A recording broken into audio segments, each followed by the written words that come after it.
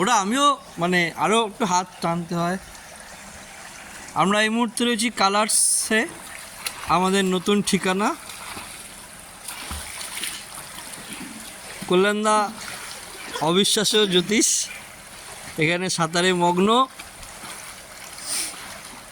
আসলে দূরে কোথাও পত্রিকা পাবলিকেশনের সুবাদে আমাদের এখানে খুব রিজনেবল প্রাইসে আমাদেরকে জায়গা দেওয়া হয়েছে। মানে আমরা রাত্রিবাস এখানেই করেছি, যেহেতু এখান থেকে আমাদের ইলামবাজারের জঙ্গলটা মাত্র 3.5 কিলোমিটার। বনভিলা দারন্দাতে অবস্থিত এই রিসোর্ট। আশা করি আপনাদের সবার ভালো লাগবে। দূরে কোথাও পরিবারের সকলের জন্য অগ্রিম এই ভিডিও, শুভেচ্ছা অভিনন্দন সহ এই ভিডিওটা দেওয়া হলো।